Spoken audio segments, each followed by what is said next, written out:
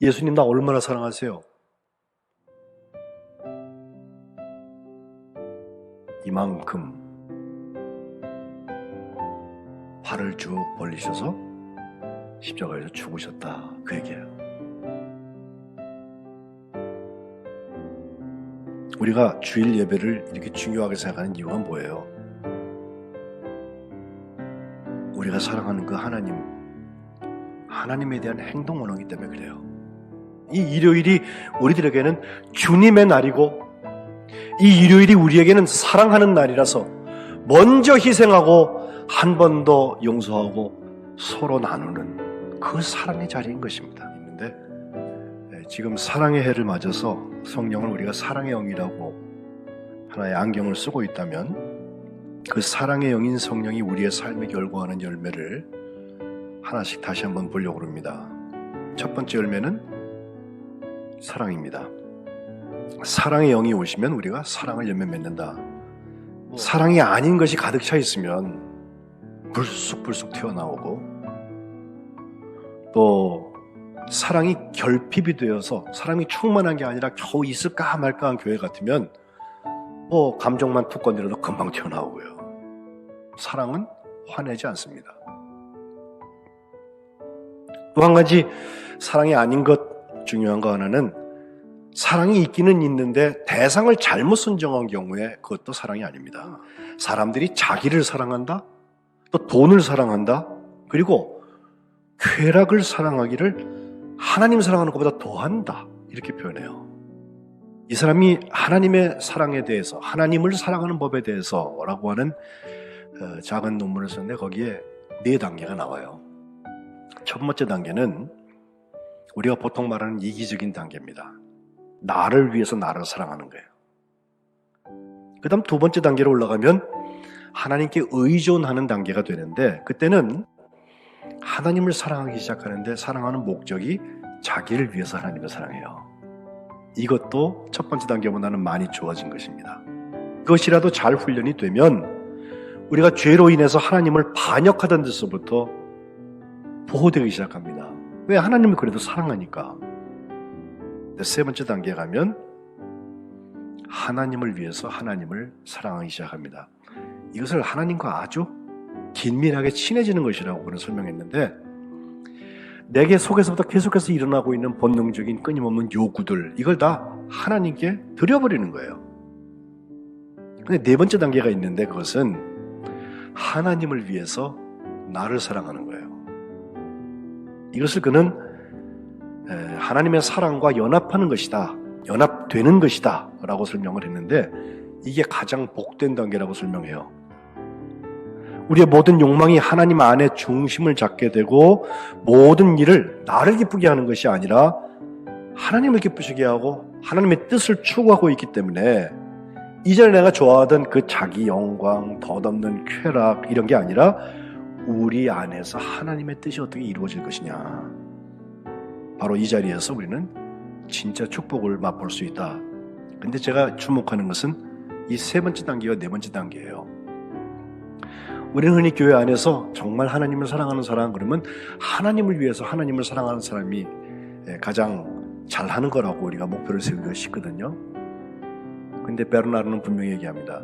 하나님을 위해서 하나님을 사랑하는 사람, 그 다음 단계가 하나님을 위해서 나를 사랑한다는 거예요.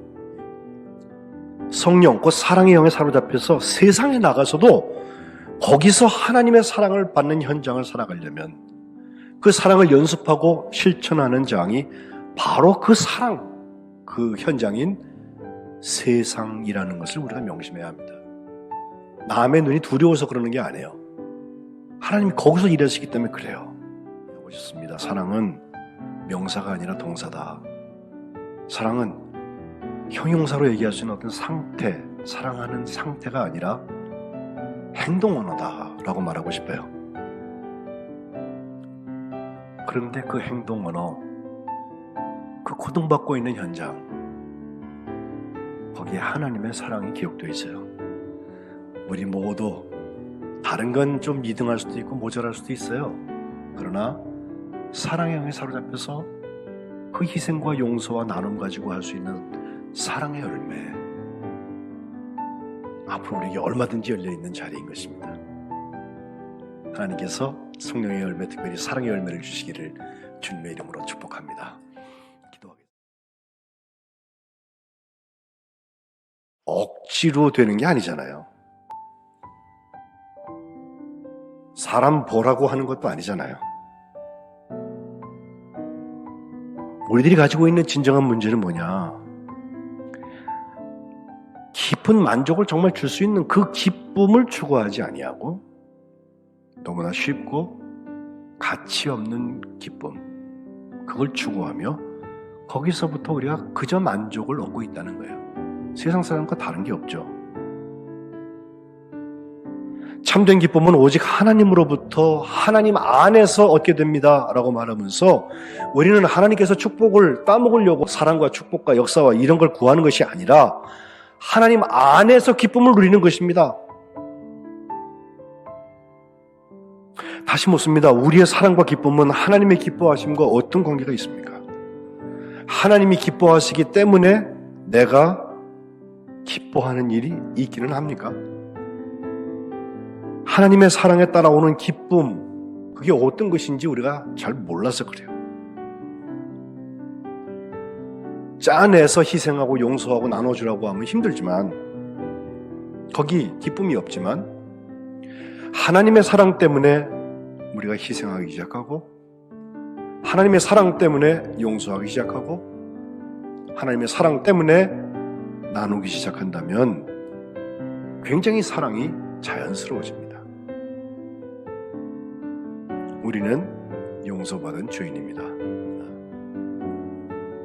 또 너희는 많은 환난 가운데서 성령의 기쁨으로 말씀을 받았다. 그리고 우리와 주를 본받은 자가 되었다. 성령의 기쁨, 곧 사랑의 영의 기쁨은 어디에서 우리가 발견할 수 있습니까? 6절 있는 그대로 보면 먼저 많은 환난 가운데서 시작합니다. 데살로니가 교회가 칭찬을 많이 받아요. 바울이 정말 아꼈던 교회 같아요. 근데 그 교회에서 바울은 도대체 3주밖에 안 있었어요. 이 많은 환난 가운데 있지만 성령의 기쁨으로, 성령의 기쁨과 함께 데살로니가 교회가 말씀을 받았다고 그랬어요. 성령의 기쁨으로 우리에게 다가오고 사랑의 영의 기쁨이 우리에게 충만하기 시작하면 하나님의 말씀이 들리기 시작해요. 너희가 우리에게 들은 바 하나님의 말씀을 받을 때 사람의 말로 받지 아니하고 하나님의 말씀으로 받았다. 진실로 그렇다. 이 말씀이 또한 너희 믿는 자 가운데에서 움직인다, 일한다, 역사한다 그랬어요. 저는 이 성령의 기쁨이 우리에게 찾아올 때 하나님의 말씀을 받아들이게 한다는 거 우리가 기억했으면 좋겠어요. 또 6절 하반절에 보니까 성령의 기쁨으로 우리와 주를 본받는 자가 된다는 표현이 나옵니다. 이제 성령의 기쁨으로 생겨지는 일 중에 하나님의 말씀만 들리는 것이 아니라 말씀을 전한 사람을 본받게 되고, 아니 더 오리지널리 주님을 본받는 사람이 되는 거예요. 성령의 기쁨으로 주를 본받는 자, 주님을 따르는 사람이 된 것이 결국은 모든 믿는 자의 본이 된다고 하는 것을 보면 우리가 예수님을 따라갔던 그것이 다른 사람들이 우리 때문에 우리를 본 삼을 수 있는, 이것이 바로 성령의 기쁨으로 시작되는 일들입니다. 여기 믿음의 소문이 각처에 퍼졌다고 하는 것은 먼저 8절에 있는 그대로 주님의 말씀이 너희에게로부터 들려졌다, 에코같이 퍼져나갔단 말이에요. 우리가 사는 모습 보고 다른 사람들이 주님의 말씀을 듣게 되었다. 또 다른 하나는 하나님을 향하는 너희 믿음의 소문이 각처에 퍼졌다.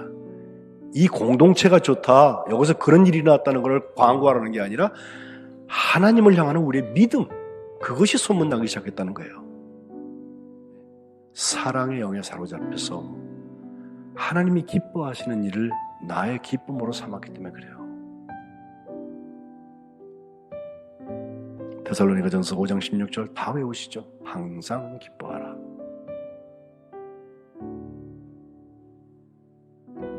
사랑의 영은 기쁨을 열매 맺게 될 것입니다. 우리 거룩한 백성 모두가 사랑의 영에 사로잡혀서 사랑에 이어서 희락을 열매 맺으시기를 주님의 이름으로 축복합니다.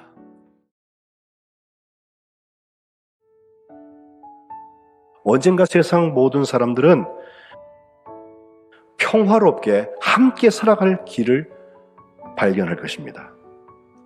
우리 살면서 있는 그 모든 갈등들 있죠. 그것을 복수하고 공격하고 안갚음하고 이런 것들을 아예 거부하는 방식으로 진화시켜야만 그 일이 일어납니다. 그리고 이런 방법에 토대가 있다면 그것은 사랑이라고 말했어요. 근데 평화를 보통 전쟁하지 않는 상태를 평화라고 생각하기가 쉬운데 휴전과 평화는 엄연히 다른 것입니다. 평화는 움직이는 것입니다. 평화는 과연 사랑의 행동 언어입니다.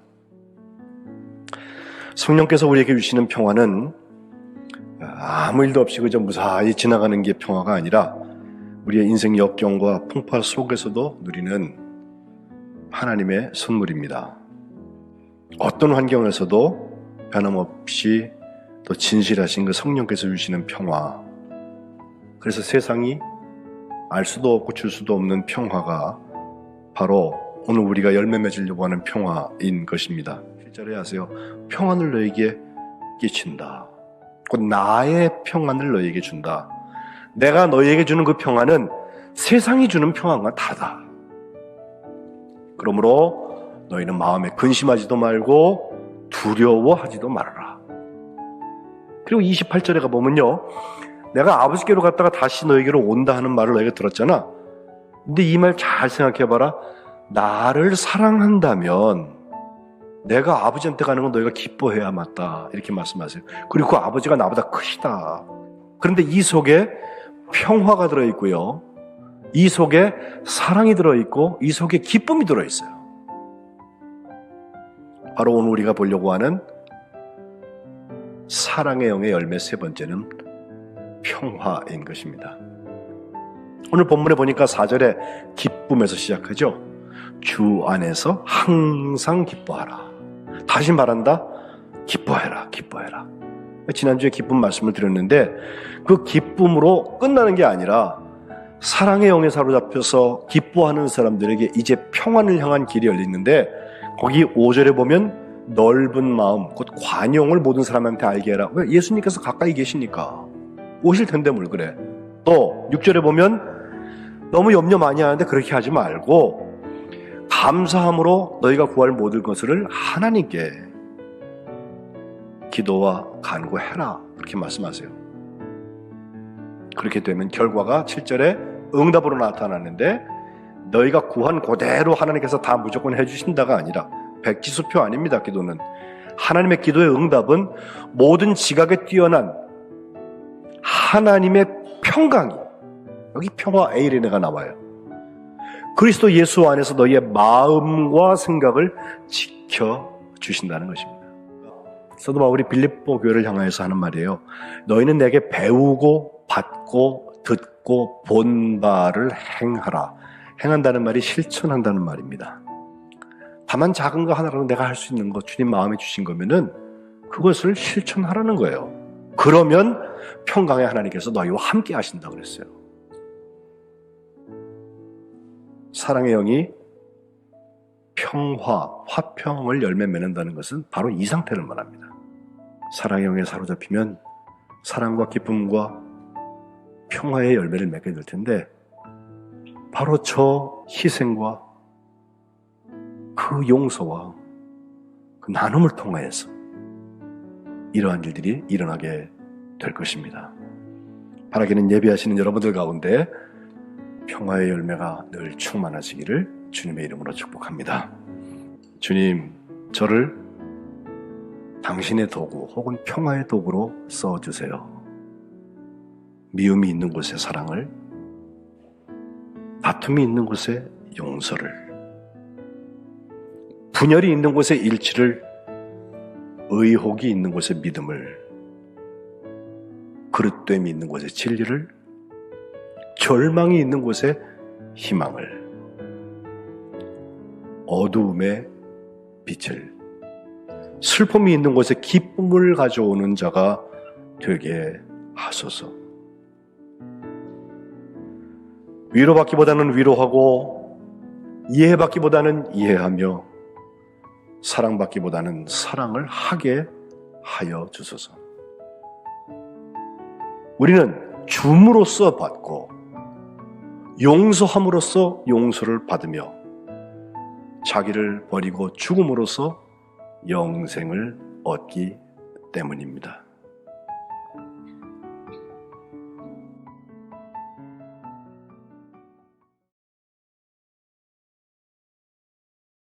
우리가 왜 참아야 됩니까? 우리는 화내면 안 됩니까? 우리는 얼마나 참아야 합니까? 한 번 더 참으면 됩니다. 한 번 용서해본 사람하고 한 번도 용서해보지 않은 사람하고는 많이 다릅니다. 이제 시작했으니 인내하면서 또 하세요. 또 하세요. 참아야 되는 이유 하나 있어요. 저 십자가에서 죽기까지 우리를 참으신 분이 계세요. 우리를 사랑하신 분이 계세요. 먼저 자기를 주시기까지 사랑하신 분이 계세요. 그분 예수님의 십자가를 생각하면 그래도 우리가 참지 못할 일이 없어요. 근데 이렇게 손가락 5개를 모아서 자기를 향해서 이렇게 하면서 인내해, 사블라노트. 다른 사람한테 인내하라고 분명히 말하고 있는데 손가락은 자기를 가리키고 있다. 왜? 내가 인내할 원인은 상대가 제공했는지 모르지만 인내하는 대상은 사실은 나예요. 문제의 해결은 결국 나에게 있습니다. 오늘 본문 읽은 말씀은 고린도후서 13장 사랑장이죠. 사랑에 대해서 15가지 특징을 말합니다. 세어보면 7가지 사랑의 긍정 표현 중에서 3가지가 다 사랑을 인내에 연결하고 있는 걸 보아서 얼마나 성령의 열매 중에서 인내의 열매가 소중한 것인지 사랑의 눈에서 우리가 확인해 볼 수 있습니다. 더더욱이 사랑의 영이신 성령의 관점에서 그 문제를 바라보면 내가 정말 분노해야 될 게 무엇인지, 혹은 내가 분노할 필요도 없는 것, 괜히 나를 약 올리는 것 같은 거 있잖아요.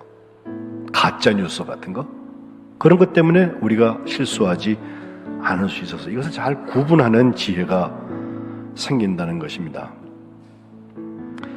앞에 우리가 보았던 마크로투메오라고 하는 오래 참는다는 뜻이나, 분노를 오래 가져가라, 오래 잘 컨트롤해 가라고 하는 것이나, 아니면 뒤에 나오는 휘포모네, 똑같은 인내라는 뜻이지만 뒤에 혹은 아래에 머무른다고 하는 거, 이것은 우리가 사랑의 영에 사로잡혀서 어떻게 인내를 열매 맺어야 될지에 대해서 좋은 힌트를 주고 있는 것입니다.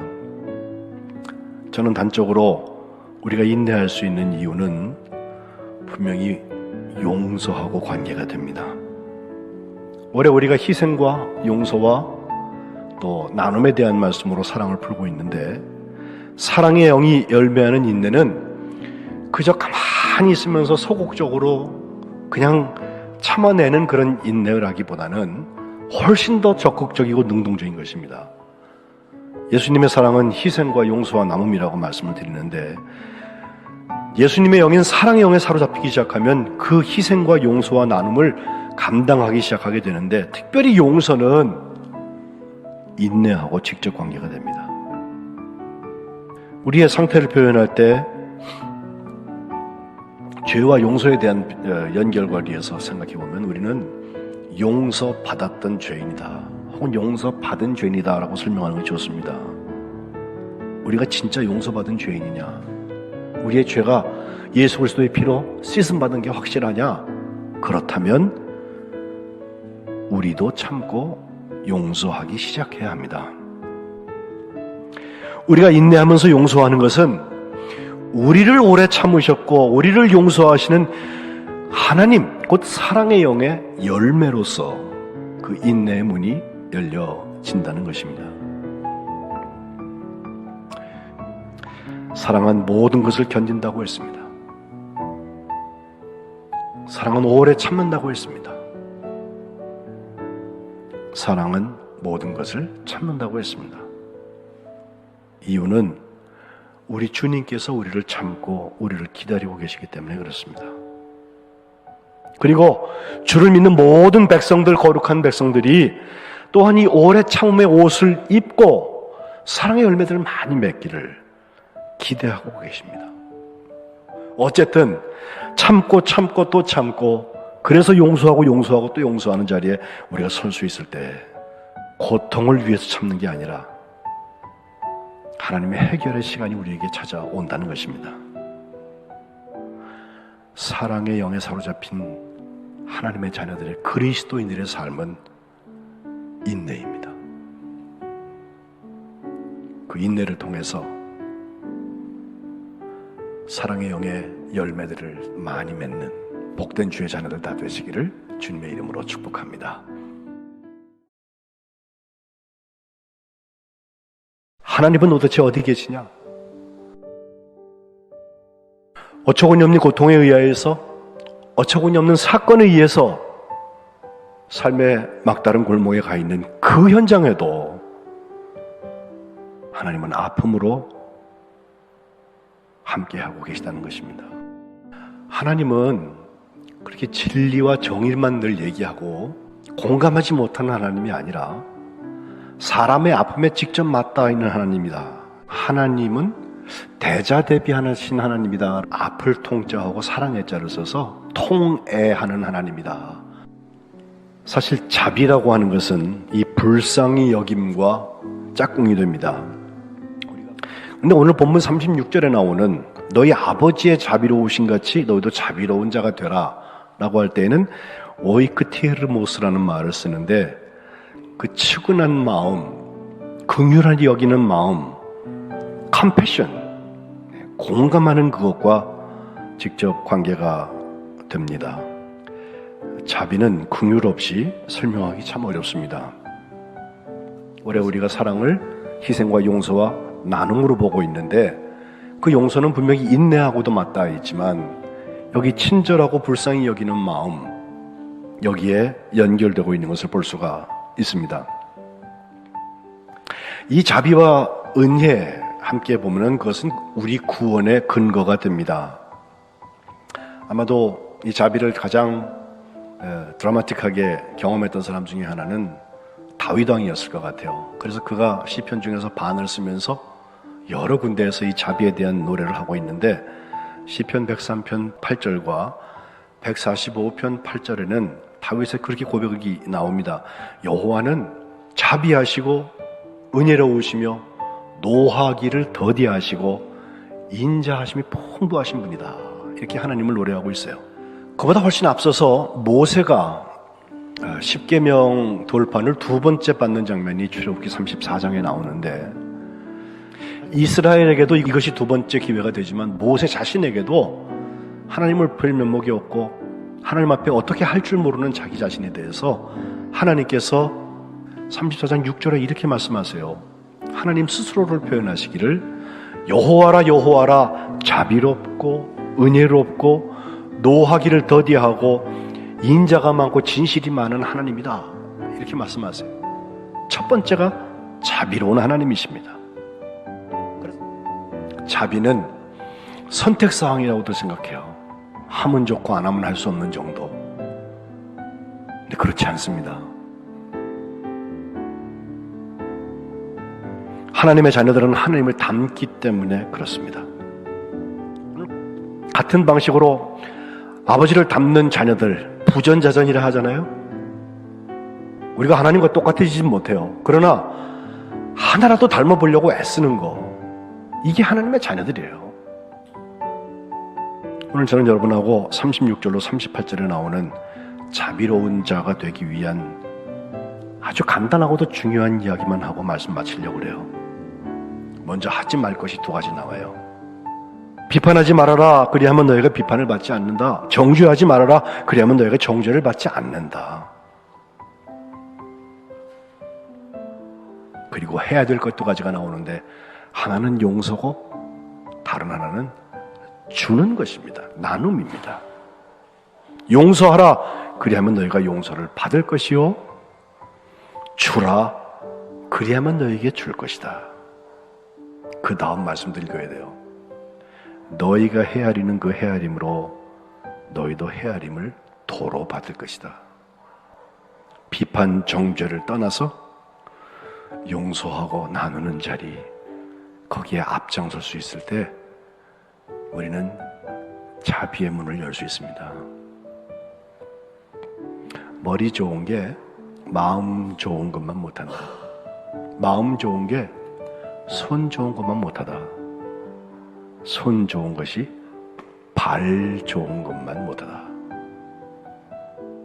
사랑의 영이 우리를 사로잡으시면 그때부터는 생각도 바뀌지만 마음이 더 뜨거워지고 그 다음에 손과 발이 바빠져요.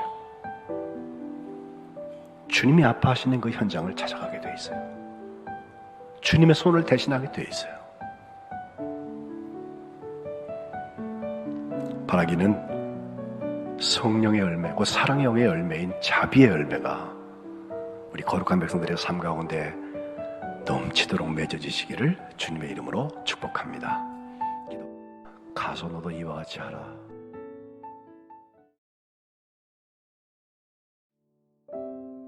우리는 무엇이 하나님의 뜻인지 맨날 묻기만 하지 분별하려 하지 않습니다. 혹시라도 나에게 손해가 예상이 되면 설마 그건 하나님의 뜻이 아닐 거야 라고 미리 내가 방어막을 치는 것이 보통 사람들입니다. 그러면 영적 분별은 어떻게 이루어지고 있습니까? 사랑의 영에 사로잡힌 사람들은 그에 합당한 그 선한 열매를 맺는다는 거예요.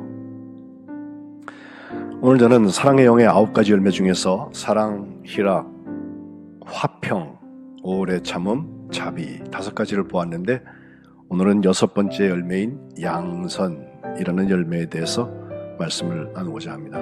토브라는 선함과 헤세드, 이 인자하심이라고 하는 것은 하나님에 대해서 마치 관용어구처럼 계속해서 설명이 되는 것을 볼 수 있습니다. 우리가 목표하는 것은 하나님께서 우리를 선한 일을 위하여서 지으셨다 라고 했는데 이것은 다분히 영적인 문제입니다. 특별히 영적인 분별의 문제입니다. 우리와 거짓 선지자들 사이에 일어나는 일들을 보면 지금 이 사회에도 그것이 횡행하는 것 같아요.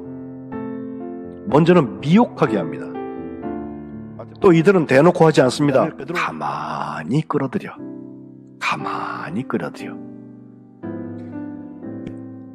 은밀하게 합니다. 또한 거짓 선지자들은 이제 우리가 분별을 하라고 하는 말씀이 나오는데 분명히 하나님의 선하시고 기뻐하시고 온전하신 뜻은 우리에게 서로 사랑하라. 그걸 위하여서 희생하고 용서하고 나누는 일에 앞장서라고 말씀하고 있는데 우리는 무엇이 하나님의 뜻인지 맨날 묻기만 하지 분별하려 하지 않습니다. 분명히 아버지의 뜻대로 행하는 자리에 구원의 표징이 있습니다. 그러면 영적 분별은 어떻게 이루어지고 있습니까? 오늘 본문의 16절과 20절에 보면 그들의 열매로 그들을 안다는 말씀이 나와요. 우리는 우리를 위하여서 십자가에 죽으시고 우리를 구원하신 예수님, 그분 바라보면서 약속하신 보혜사 성령에 사로잡혀서 사랑의 영으로 세상을 바라보기 시작하고 감당하기 시작할 때 결국은 열매를 맺게 될 거예요. 좋은 나무마다 아름다운 열매를 맺지 못된 나무는 나쁜 열매를 맺는다. 결국 아름다운 열매를 맺지 못하는 나무는 다 찍혀서 불에 던져진다 하시면서 다시 한번 결론적으로 그들의 열매로 그들을 안다는 거예요. 나쁜 열매만 피하려고 나는 이 나쁜 열매를 맺지 말아야지 그러면 착한 사람이라고 생각하잖아요. 그렇지 않습니다. 악에게 지지 말고 선으로 악을 이기라 말씀하세요. 악에게 지지 않으려면 선을 갖고 와야 돼요. 그 선으로 악을 이기는 거예요. 성경에 나오는 수많은 인물 중에서 바나바라는 사람이 있죠. 성경에서 아예 그 사람을 착한 사람이라고 얘기하고 있어요. 양선의 사람이에요. 사도행전 9장에 가면 그가 정말로 양선 가지고 했던 일이 나오는데, 처음 순교자인 스데반을 잡아 죽이는데 옆에서 증인을 섰던 그 사람, 그 사람이 회심하여서 예루살렘에 돌아왔을 때 제자들은요 다 두려워서 저 사람이 무슨 예수 믿는 사람 아니야 라고 그걸 믿지 않았을 때 27절 바나바가 데리고 사도들에게 가서 그가 다메섹 도상에서 어떻게 주를 만났는지, 주께서 그에게 말씀하신 것, 어떻게 예수 이름으로 그 다메섹에 들어가서 담대히 증거했는지 그걸 전하기 시작했어요. 양선, 그냥 눈꼬리만 내려가고 수용적으로 착한 거냐? 그렇지 않습니다. 무엇보다도 희생하고 용서하고 나누는 일에 앞장설 수 있을 때 사랑의 열매인 양선을 열매 맺게 되는 것입니다. 저는 우리 거룩한 백성들이 양선의 열매를 맺어서 사랑의 아름다운 그리고 풍요로운 성령의 열매의 주인공들 되시기를 주님의 이름으로 축복합니다. 기도. 손으로 악을 이기는 일을 하고 있습니까?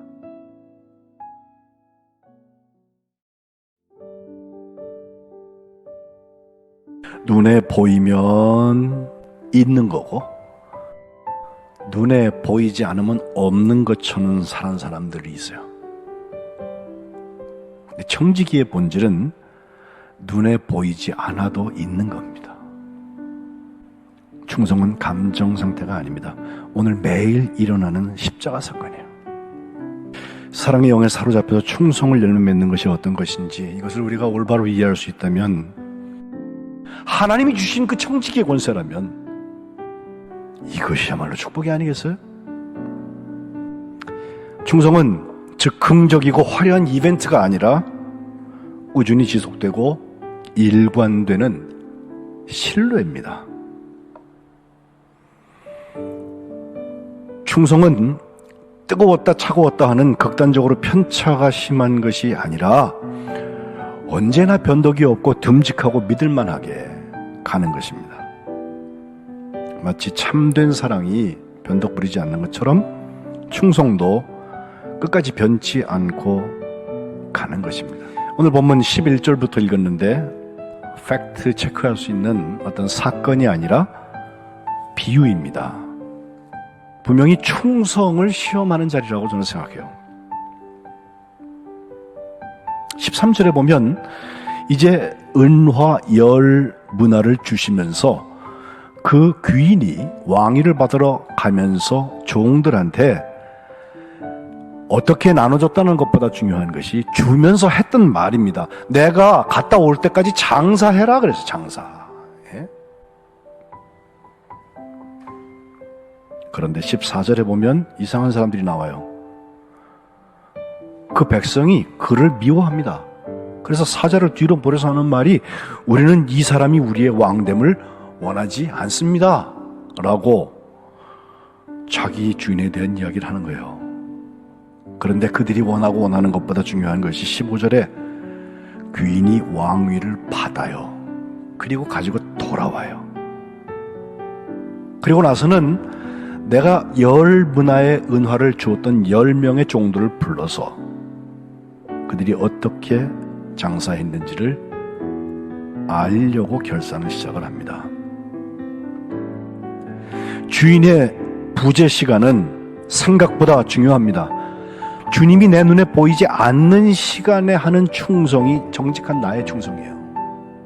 칭찬받는 종들의 이야기를 먼저 봅시다. 한 문화로 10문화를 남긴 종이 나오죠. 주인이 하는 말, 잘하였다 착한 종이여. 내가 작은 일에 충성하였으니 17절에 10 꼬을 권세를 차지해라 라고 말하고 여기 5거울과 10거울의 이야기를 잘 읽어야 됩니다. 이것은 다스리는 권력의 권세이냐 아니면 섬김의 권세냐라고 하는 물음이에요. 차라리 권세라기보다는 영향력으로 보는 게 옳다는 거예요. 사랑의 눈으로 보니까 10거울을 위해서 희생하고 10거울을 위해서 용서하고 10거울을 위해서 나누어 줄 수 있는 권세라면, 하나님이 주신 그 청지기의 권세라면 이것이야말로 축복이 아니겠어요? 그런데 꾸중받은 종의 이야기가 나옵니다. 뭘 무서워했을까요? 21절에 보면 당신은 두지 않은 것을 취하고 심지 않은 것을 거두는 분입니다 라고 말해요. 주인이 대답합니다. 악한 종아, 내가 네 말로 너를 심판한다. 그걸 그대로 가지고 왔다는 것은 모든 주인의 기회를 다 소진했을 뿐 아니라 제일 중요한 거, 주인의 말, 갔다 올 때까지 장사해라. 장사 안 했다는 거예요. 칭찬과 책망의 차이는 태도에 있습니다. 충성하는 태도냐 아니면 불충한 태도냐. 주인을 두려워하는 것이 충성이 아니라 주인을 사랑하는 것이 충성입니다. 사랑의 영에 충만해지면요, 사랑하니까 순종하고 사랑하니까 감당하는 것이. 24절로 26절의 마지막 있는 자와 없는 자의 이야기가 나옵니다. 이것은 부익부, 빈익빈을 얘기하는 것이 아닙니다. 처분권자의 주권을 무시하지 말라는 것입니다. 기회와 책임의 균등에서는 말이 없고, 의무의 균등에서는 말이 없고, 나중에 칭찬, 보상, 그때는 평등해야 된다는 주장, 모순입니다. 사랑의 영에 사로잡힘은 충성을 풍성히 열매 맺게 될 것입니다. 주님 앞에 착하고 충성된 종들 되시기를 주님의 이름으로 축복합니다. 기도하겠습니다. 충성의 십자가를 질 수 있습니까?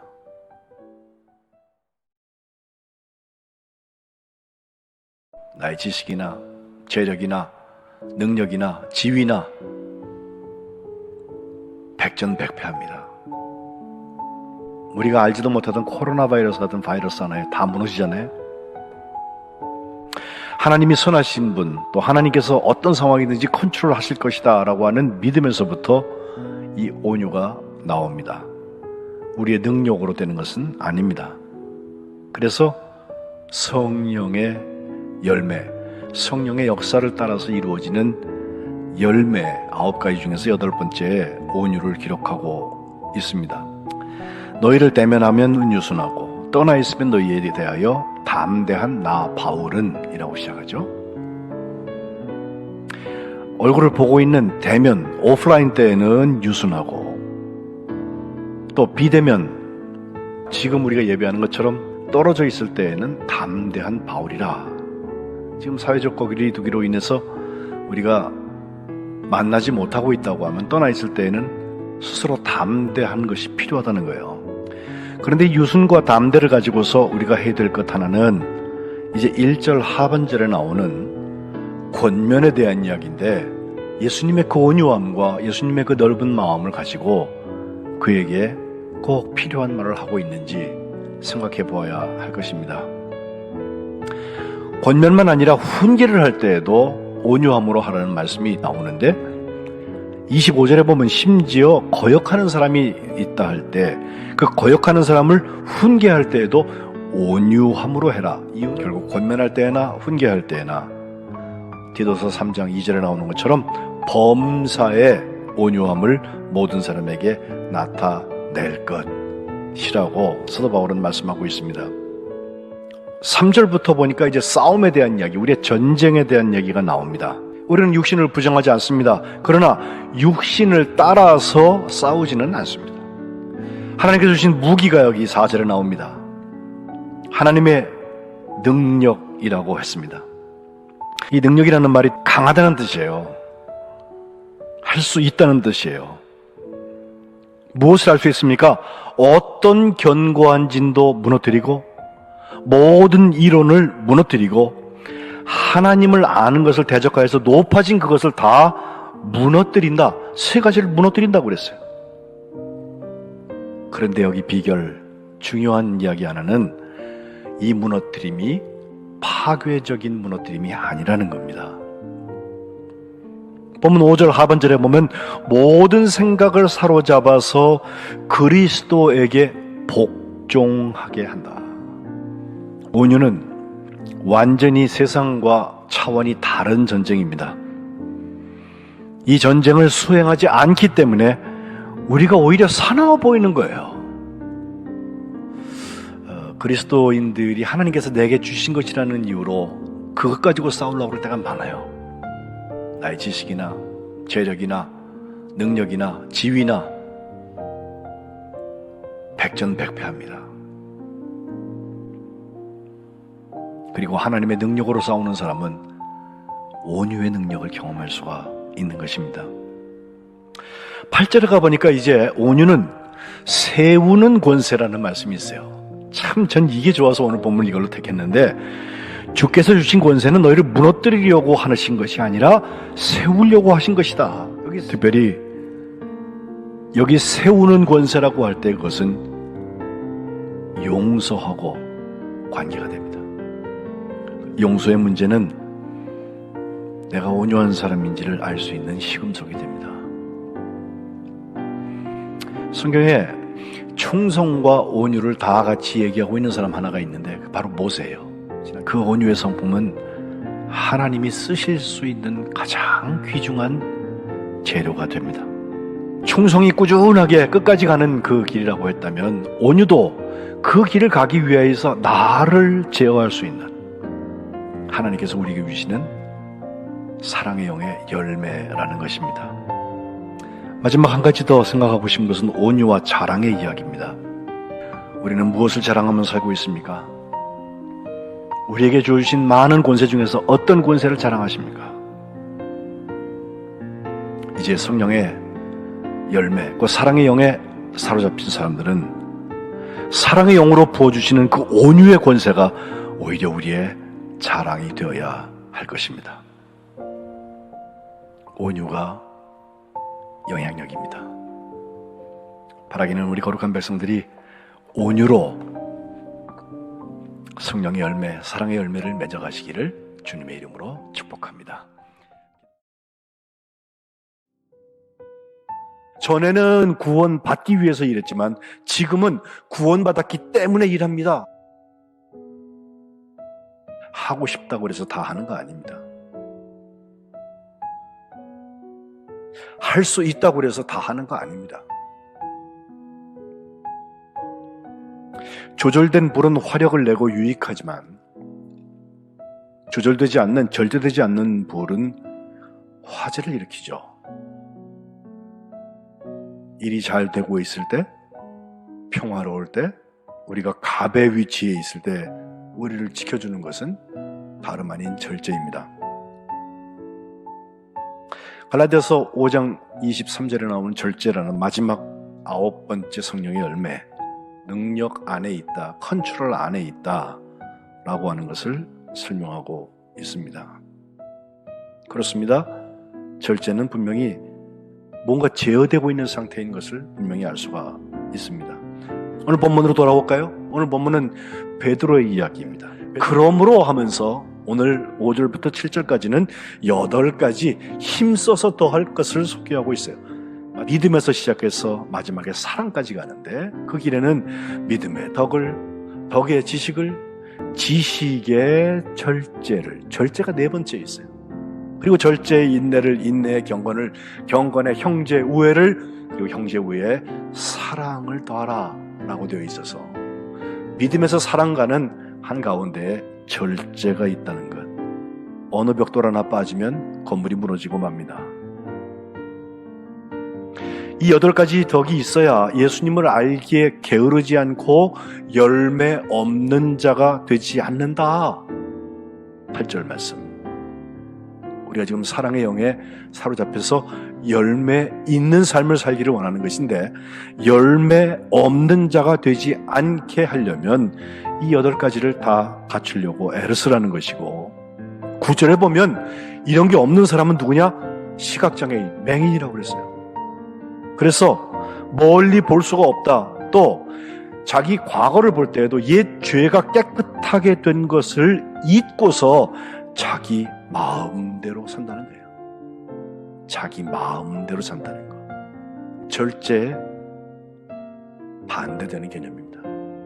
생각나는 조그만 죄에도 민감하게 반응할 수 있다는 것은 그 안에 그리스도의 생명이 있다.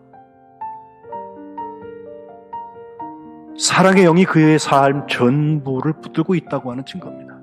그런 점에서 절제는 성령의 열매의 완성품이라고 저는 늘 말씀드리고 싶어요. 정말 절제가 주체가 자기일까요? 인간에게 완전한 절제가 과연 가능한 일입니까? 아무리 단단히 결심했다고 해도 잘 안 되고 본능에 빠지는 것이 우리 인간의 모습 아닌가요? 그런 점에서 우리 그리스도인들은 절제를 self control, 자기 스스로를 통제하는 것이라고 말할 것이 아니라 Holy Spirit control, 성령께서 나를 컨트롤하시는 것. 내 마음의 중심에 나 자신이 있었던 자리에서 그 중심의 주인이 성령님으로 바뀌어서 사랑의 영을 부어주시는 것, 그래서 절제하는 것으로 바뀌어야 됩니다. 본문 마지막 10절과 11절에 보면 결국은 부르심과 택하심을 굳게 하라는 권면이 있습니다. 그래야 실족하지 않고 영원한 나라에 들어감을 넉넉히 주실 것이라고 했습니다. 그렇습니다. 주님이 왜 우리를 부르셨을까요? 주님은 왜 우리를 택하셨을까요? 사랑의 영이라고 하는 그 프리즘을 통하여서 우리가 절제를 통해서 이 부르심을 보고 절제를 통해서 이 택하심을 굳게 붙잡으면 우리는 한 번도 실수하지 않을 수 있습니다. 절제가 사랑의 완성인 것을 기억하면서 우리 거룩한 백성들은 절제에서 2등 안 했으면 좋겠어요. 우리나라가 어려웠을 때 절제회를 만들어서 그리스도인들이 앞장서서 이 나라를 구하겠다고 뛰어다녔던 일들을 우리는 기억합니다. 그 절제는 보통 사람들이 쓸 거 안 쓰고 먹을 거 안 먹고 모으는 그런 정도의 절제가 아니라 사랑의 영에 사로잡혀서 주님께서 우리에게 맺어주시는 열매인 것입니다. 성령의 9가지 열매, 특별히 절제의 역사가 우리 교회에 있으시기를 주님의 이름으로 축복합니다.